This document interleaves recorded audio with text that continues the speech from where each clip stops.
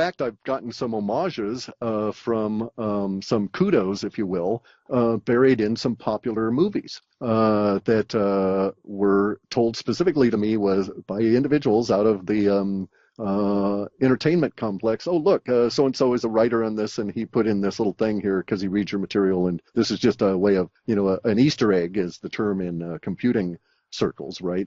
And so it was an Easter egg in the movies. So in Men in Black 3, some of the stuff, a lot of the stuff about time and so on was taken from some of my work, and they put the homage in there of the scene in the pie store, because I'm a well-known pie aficionado. The last reports have been very voluminous because we've ever since about June of last year, it's as though some change occurred within humanity, and I've been getting a lot more release language. And so the release language is just causing all kinds of things to pour out. So we've gotten 30 and 35 pages of predictive linguistics in each and every report. Now, the reports all come with a 5-page primer at the end in which I define the terms that are used in that report so that you know what we're talking about and how we got some of this information. So not all of the 45 pages are actually forecasts, but of those pages in some of the reports, we're at about 30 to 35 pages of forecasts. So there's tons of stuff in there. Everything about, like, I think it was June of last year, April of last year, and December of the year before, we had stuff about the Oroville Dam that's coming unglued at the moment. And so, we had that stuff out there months ahead of time because it was in the longer and shorter term data sets.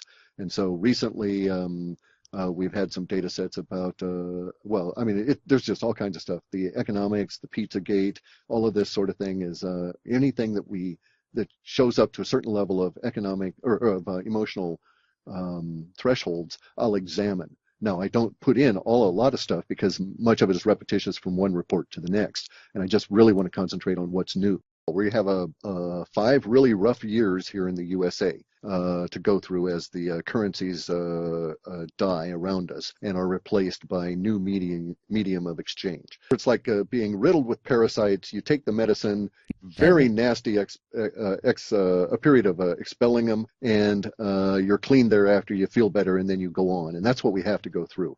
And it's going to be really harsh on a lot of people that can't place themselves in a historical context for this, and it'll be extremely difficult. But with some foreknowledge, we can get through it in a lot better than we would if it just blindsides us. And so that's what I've been trying for years to do, is to get enough foreknowledge out there that the people around me don't go absolutely crazy when this stuff happens, which it's going to anyway. So economically, our currency crises, there's really only one currency in crises at the moment, but it is the global currency, so all other currencies are suffering from it. And so as the US dollar dies over these next 5 years, the USA population has a really harsh time of it. The death will be visible to even the most unaware individuals as we get into September, October of this year, but the real bleed out will start in late July. And that's when I think that some of the decisions will be made to try and provide us a collective vision to get through the depression, other than everybody standing around singing Kumbaya. And what will get us through this is the emotional motivation that says, look, I can see the giant gleaming, shining city on the hill. It's, even though I'm tired, it's just a matter of me getting and walking up to it, right? So one foot in front of the other.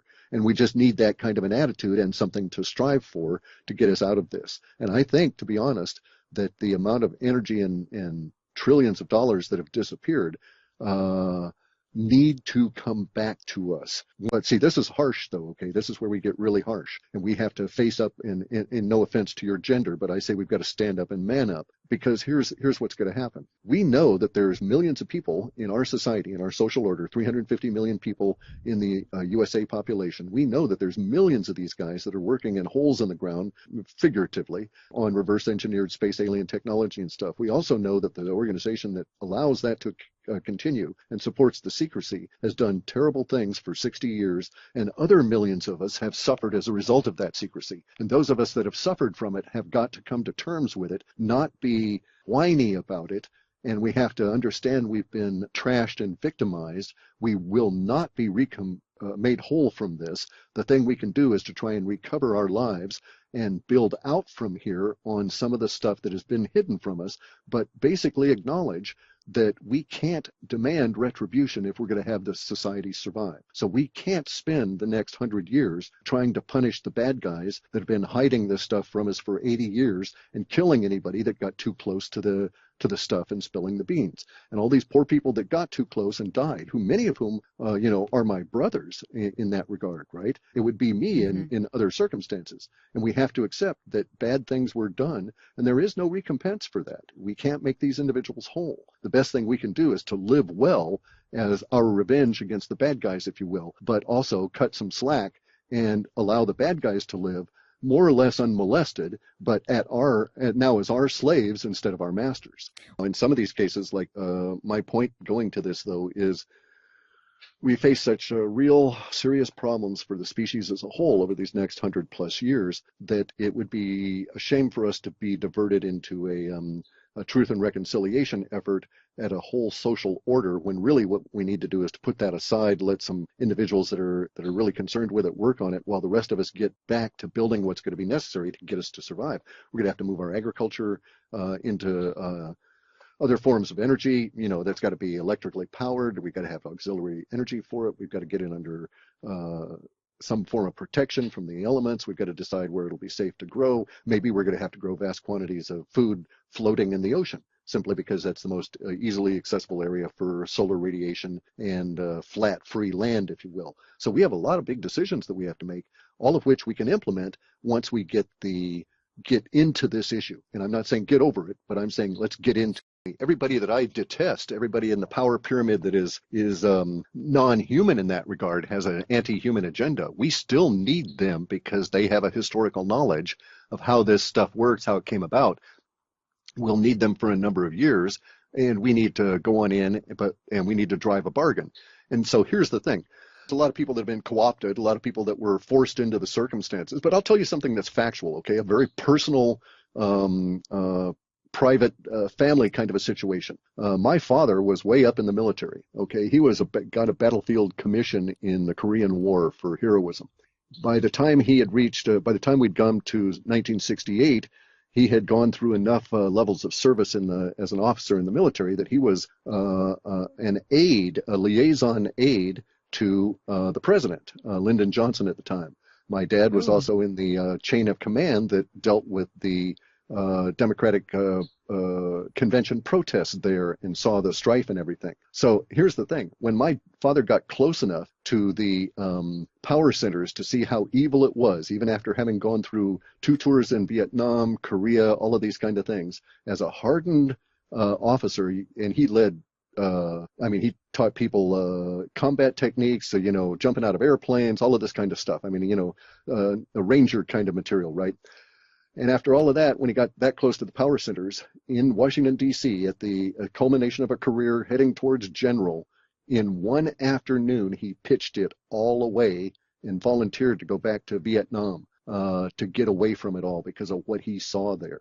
So, wow. And he would not discuss that with us, and they were so irritated with him that they sent him back to be the head of what they sure was a suicide mission, which was to be the head of the military governor of Pleiku right before the 1968 Tet Offensive, which was the most horrific battle period we'd ever seen in Vietnam. And so the situation was such that, he ran into the dark secret world at that level. He'd run into it before, thought he knew it, and then he got up to the point where he was probably, face to face with people dealing with space aliens and that level of stuff, and decided that he could not go along with their approach on it. So that kind of stuff is what we have to deal with. We've got to harden ourselves up, and we've got to say that we have to accept what we see in front of us. And if we can't deal with these individuals, okay, take them out, hang them, string them up, whatever we have to do, get them out of the picture. But we recognize that in doing so, we throw away a resource that we might need later. And it may be that they're just too unpalatable to deal with. They're too much of a pedophile. They're too much of a sociopath or a psychopath. They've got too much blood on their hands. And so we have to shed them out of our social order. But we must recognize that we are throwing away a resource, because we're at that stage now where all that knowledge will be really incredibly useful. But it's showing that we don't have like World War III. Right, still going to be conflict. We still have all kinds of people that are suffering terribly, whose response to that suffering is violence. And we have to deal with that as we go forward. And it'll take us a long time, part of this 105 years, as we integrate all of this. But a lot of it will go away as a lot of the knowledge comes on out.